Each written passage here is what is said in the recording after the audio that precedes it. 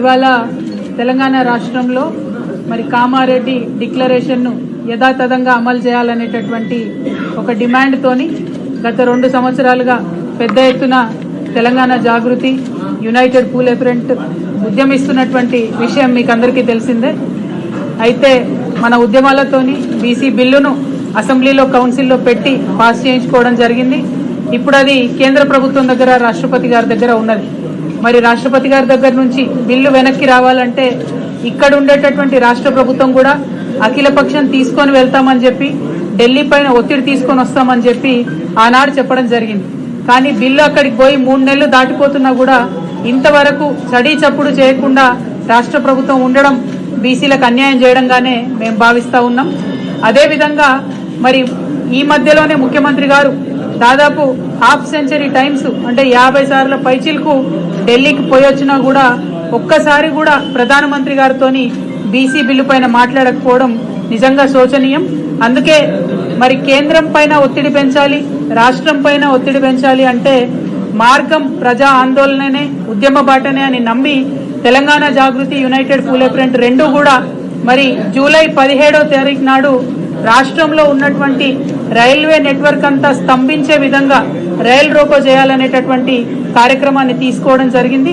ఈ కార్యక్రమానికి మద్దతుగా మరి కలిసి వచ్చేటటువంటి లైక్ మైండెడ్ వ్యవస్థలను, వ్యక్తులను అందరినీ కూడా కలుస్తూ ఉన్నాం. ముఖ్యంగా ప్రజా ఉద్యమాలకు పేరెన్నిక కలిగినటువంటి మరి సిపిఎం పార్టీ అన్న వెస్లీ అన్న గారిని ఇవాళ కలవడానికి, వారి మద్దతు కోరడానికి ఇక్కడికి రావడం జరిగింది. మరి వారిని ఇవాళ తెలంగాణ జాగృతి పక్షాన, యునైటెడ్ పూలే ఫ్రంట్ పక్షాన 50 మంది తెలంగాణ బీసీల పక్షాన కోరుతా ఉన్నాం. కేంద్ర రాష్ట్ర ప్రభుత్వాలు తాత్సరం చేస్తూ ఉన్నాయి. బిల్లు లేట్ అయిన కొద్దీ ఉద్యోగాలలో వచ్చేటటువంటి నోటిఫికేషన్లో 42% యువకులు మిస్ అవుతారు. ఎడ్యుకేషన్ ఇయర్ స్టార్ట్ అయింది, 42% విద్యార్థులు మిస్ అవుతారు. అదేవిధంగా స్థానిక సంస్థల ఎన్నికలు పెడితే ఓవరాల్గా 42% బీసీలు కూడా అన్యాయం జరుగుతుంది. కాబట్టి తక్షణమే ఈ బిల్లు పాస్ చేయించి వెనక్కి తీసుకొచ్చేటటువంటి ఈ ప్రయత్నంలో మీరు కూడా భాగస్వామ్యం అవ్వాలి, మద్దతుగా నిలబడాలని అన్న వెస్లీ గారిని కోరుతా ఉన్నాం. Thank you. జై తెలంగాణ. తెలంగాణ జాగృతి నుండి అలాగే యునైటెడ్ పూలే ఫ్రంట్ ద్వారా తెలంగాణ రాష్ట్రంలో బీసీలకు 42% రిజర్వేషన్స్ను అమలు చేయడానికి కేంద్ర రాష్ట్ర ప్రభుత్వాలు వెంటనే తగిన చర్యలు తీసుకోవాలని చెప్పి వాళ్ళు చేస్తున్నటువంటి డిమాండ్ను సిపిఎం పార్టీ రాష్ట్ర కమిటీ సంపూర్ణంగా మద్దతిస్తుంది.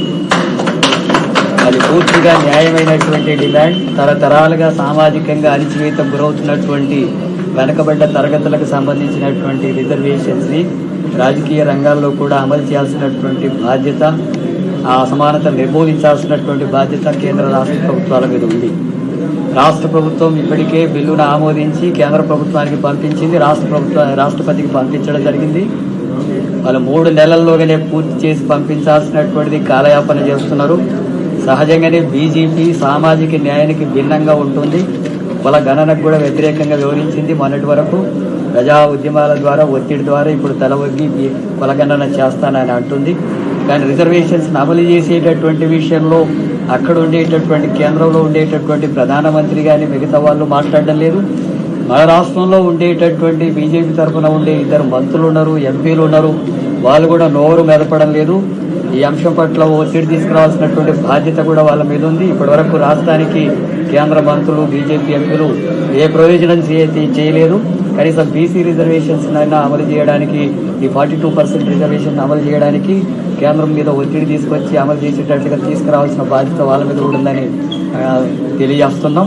అట్లాగే ఈ సమస్యల పరిష్కారం కోసం రాష్ట్ర ప్రభుత్వం కూడా కేవలం అధికారులకు, కేంద్ర ప్రభుత్వానికి వినతి పత్రాలు ఇవ్వడం, రాష్ట్రపతికి వినతి పత్రాలు ఇచ్చే వరకే పరిమితం కాకుండా ఒత్తిడి తీసుకురావాల్సిన అవసరం ఉంది. ఆ ఒత్తిడి తీసుకొచ్చేటటువంటి క్రమంలో అఖిలపక్షాన్ని ఏర్పాటు చేసి తీసుకెళ్తామన్నారు. ఈ రోజు వరకు అలాంటి చర్యకు పాల్పడలేదు. ఇప్పటికైనా అఖిలపక్షాన్ని తీసుకెళ్లి కేంద్ర ప్రభుత్వం మీద కూడా ఒత్తిడి తీసుకొచ్చి రాష్ట్రపతిని ఆమోదం పొందేటట్టుగా కృషి చేయాల్సినటువంటి బాధ్యత రాష్ట్ర ముఖ్యమంత్రి మీద కూడా ఉంది. అందుకని ముఖ్యమంత్రి రేవంత్ రెడ్డి ఆ రకమైనటువంటి చొరవ తీసుకోవాల్సినటువంటి అవసరం ఉందని చెప్పి మేము భావిస్తున్నాం. అట్లాగే ఈ సమస్యకు సంబంధించినటువంటి అంశాల్లో ఏ సంస్థ చేసినా ఎవరు చేసినా న్యాయమైనటువంటి పోరాటాలకు ఎప్పుడైనా సిపిఎం పార్టీ మద్దతు ఇస్తుంది. న్యాయమైన ఈ సామాజిక న్యాయ అమలు కోసం జరిగేటటువంటి దాంట్లో సంపూర్ణమైనటువంటి మద్దతును ప్రకటిస్తున్నాం. అట్లాగే 17 తారీఖున రైలు రోకో కార్యక్రమానికి కూడా పిలుపునివ్వడం జరిగింది. ఈ రైలు రోకో కార్యక్రమం రాష్ట్ర వ్యాప్తంగా కాబట్టి ఒకసారి మా పార్టీలో మాట్లాడుకొని వీలైనంత త్వరలో మా అభిప్రాయాన్ని కూడా తెలియజేస్తాం. ఈ 42% రిజర్వేషన్స్ అమలు చేయడానికి కేంద్ర రాష్ట్ర ప్రభుత్వాలు వెంటనే తగిన చర్యలు తీసుకోవాలని చెప్పి, లేకపోతే ఈ సమస్యలు పరిష్కరించకపోతే పెద్ద ఎత్తున ఈ సామాజిక తరగతుల నుంచే కాకుండా అది రాష్ట్ర వ్యాప్తంగా ప్రజానీకం నుంచి అన్ని పార్టీల నుంచి కూడా వ్యతిరేకత వస్తుంది. ఆ ప్రభుత్వాలకు కూడా తగిన గుణపాఠం చెప్పేటటువంటి పరిస్థితులు వస్తాయని చెప్పి హెచ్చరిస్తుంది.